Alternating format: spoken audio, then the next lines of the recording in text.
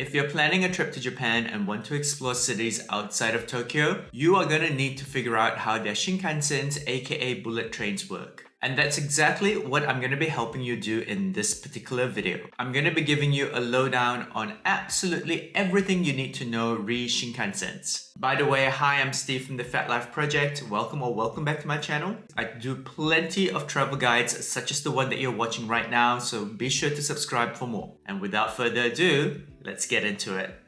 So let's start off with the basics of which is what exactly is a Shinkansen and why do you need to know about it? Well, whilst there are several ways to do intercity travel in Japan, such as highway buses and domestic flights, nothing is going to beat the convenience and efficiencies of Shinkansens, aka bullet trains. And as you can see here, the Shinkansen routes connect to practically every city in Japan. Okay, so you've worked out that you're going to need to ride a Shinkansen or two. Let's now talk about how to get you some tickets. There are several ways, so let's just start with the most direct one, which is to just purchase the Shinkansen ticket at the Shinkansen ticket machines that look like this, located at basically any train station. One of the first things you will be asked is if you want to purchase a reserved or non-reserved seat, which means exactly that. The Shinkansen has reserve and non-reserve carriages. Whilst the non-reserved seats are cheaper than the reserved seats, the seats in the non-reserved carriages are on a first-come, first-served basis. And so if you're traveling during busy periods such as, for example, the cherry blossom season, you may run the risk of having to stand for your entire trip, which is why for me, I always choose a reserved seat. Moreover, the price difference is quite minimal anyway, but choosing either option will take you to the next page where you get to choose your from and to stations. You then need to choose the day you want to ride the Shinkansen. As you can see, you can book up to 6 days in advance at the kiosk machines. And also, if you're purchasing for yourself or for a group of people, by the way, if you are traveling with a group of people, I would recommend purchasing them all in one go so that you can all sit together.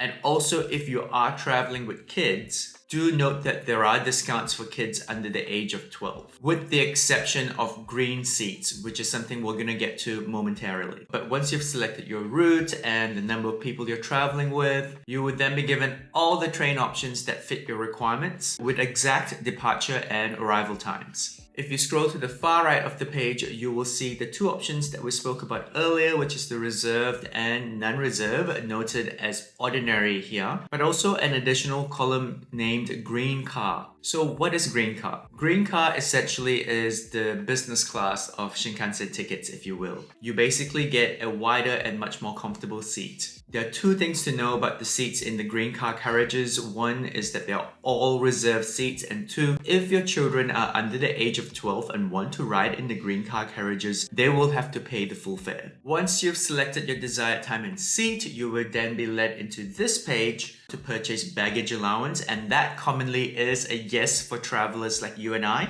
There is an option to purchase the last row of the carriage that has a storage space right behind it for your luggage, or seats that come with luggage compartments. But please pay attention to the baggage dimensional requirements, as that is what is allowed on board. Once that is done, all that's left is to select your seats and make a payment using cash or a credit card. In most cases, purchasing a Shinkansen ticket on the day of your departure at the station is the way to go. However, if you're traveling during peak seasons, such as for example the cherry blossom season, it may be pertinent for you to pre-book your tickets ahead of time. One of the key advantages of this is that you will be guaranteed a ticket at your desired time of departure, but also you do not have to line up in the event that there is a queue to purchase Shinkansen tickets. I have previously purchased the Shinkansen ticket with Klook. The process is very similar to how it works at the kiosk machines, so I'm not going to walk you through that. However, once it's all done, you will be then issued a QR code that you can then use to directly board the Shinkansens. Pretty convenient if you ask me. But you also might have noticed that the prices of the Shinkansen tickets are not exactly cheap. And so if you're planning to take multiple Shinkansen rides to travel to many cities in Japan during your trip, it may be worthwhile for you to consider a JR Pass, which for those who don't know is essentially a ticket that allows you to take unlimited Shinkansen rides for a set period of time.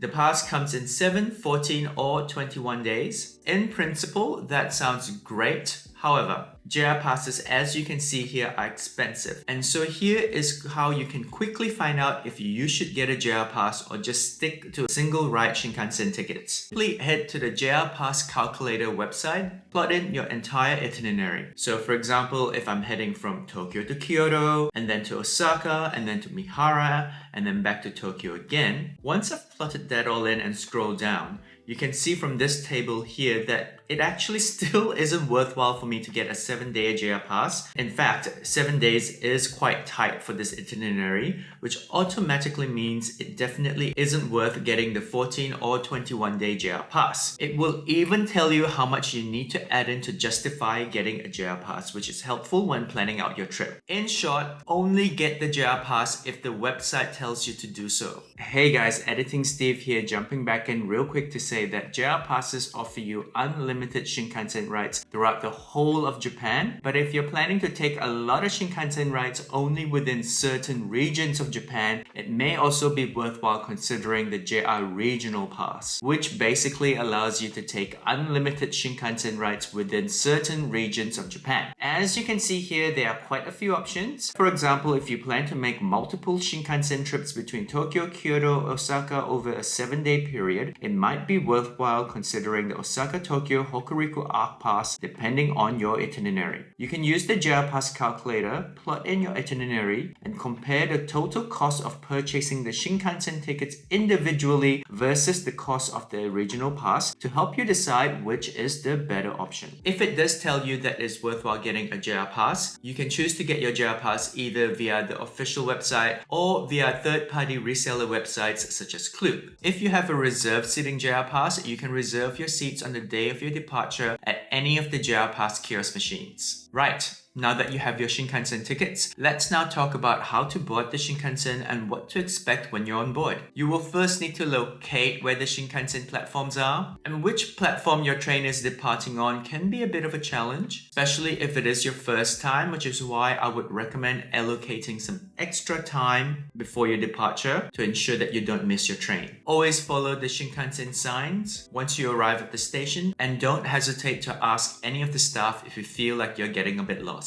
as they are really friendly. Once you get to your platform, you want to make sure that you're lining up at the correct carriage. And so to illustrate this, I'm going to show you my Shinkansen ticket.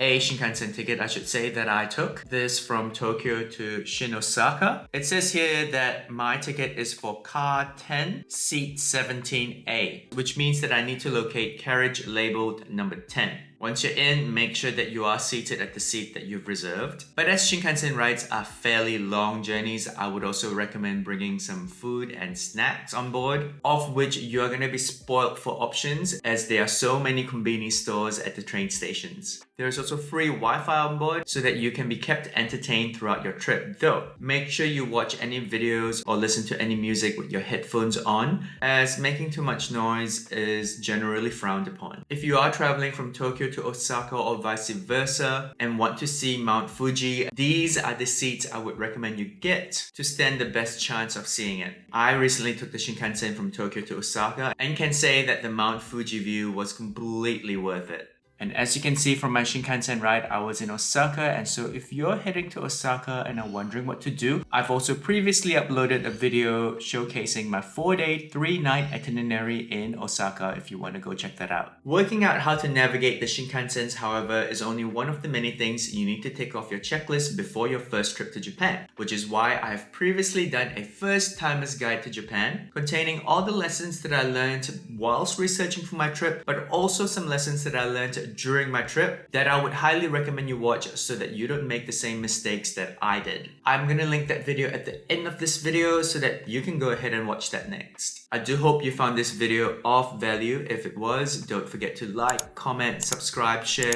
all the good things that you know are going to appease the YouTube algorithm gods, but much more importantly, it will just make my day as a content creator. Particularly if you have a comment or question for me, don't forget to drop a comment in the comment section, as I always love hearing from you. And if you got to this point of the video, I want to thank you so much for watching. I genuinely mean it when I say it means absolutely everything.